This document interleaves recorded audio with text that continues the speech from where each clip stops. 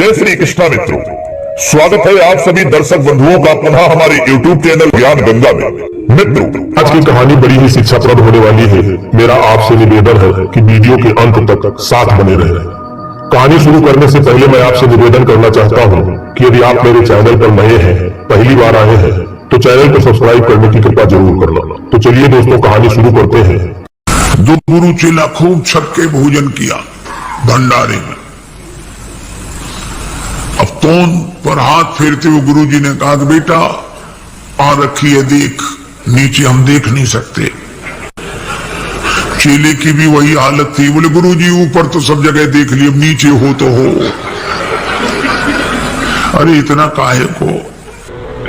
एक गुरुजी को आदत थी, उनका कोई चरण दबाए तो सो जाते।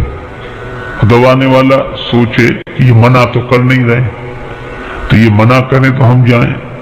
तो उसने सोचा ये सो जाएं तो जाएं, पर उनकी आदत थी जैसे कोई जाता तो फिर जाग जाते।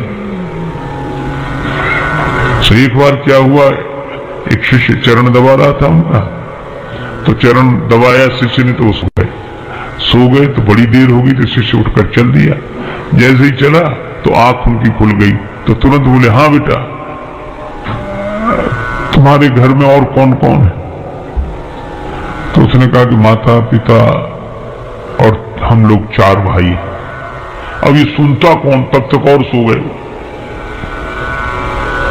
थोड़ी देर फिर उस शिष्य ने देखा कि अब ये सो गए तो फिर जाएं हम। तो वो जैसे ही उठकर जाता वैसे ही जाग जाते। हाँ, तो कितने भाई हो? तो उसने फिर कह दिया कि 4। और वो उत्तर सुनने के पहले ही सो जाते थे। और जैसे उठकर चले तो जाकर फिर पूछे, हाँ कितने भाई हो? तो शिष्य उत्तर देते देते थक गया, कब तक कहे कि 4 भाई हैं। जब चौथी बार भी उन्होंने यही पूछा कि हाँ तो कितने भाई हो, सो चेला बोला, गुरुजी अब तक तो 4 हैं, सवेरे तक 3 बचेंगे।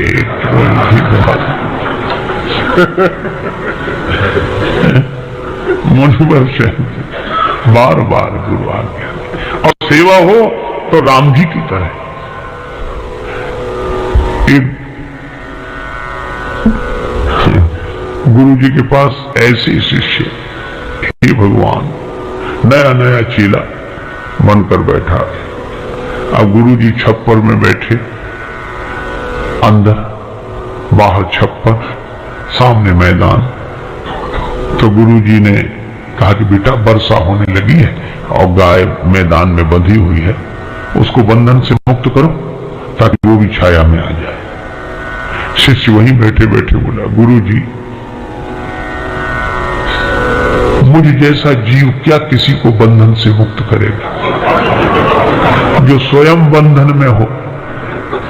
और बंधन से मुक्त करना किसी को तो आप जैसे महापुरुषों का काम है। हम क्या, क्षमा करें गुरुदेव, अनधिकार चेष्टा मुझसे न होगी। गुरुजी भी समझ गए चेला नहीं गुरु ही मिला है। गुरु ही गए, गाय को बंधन से मुक्त किया।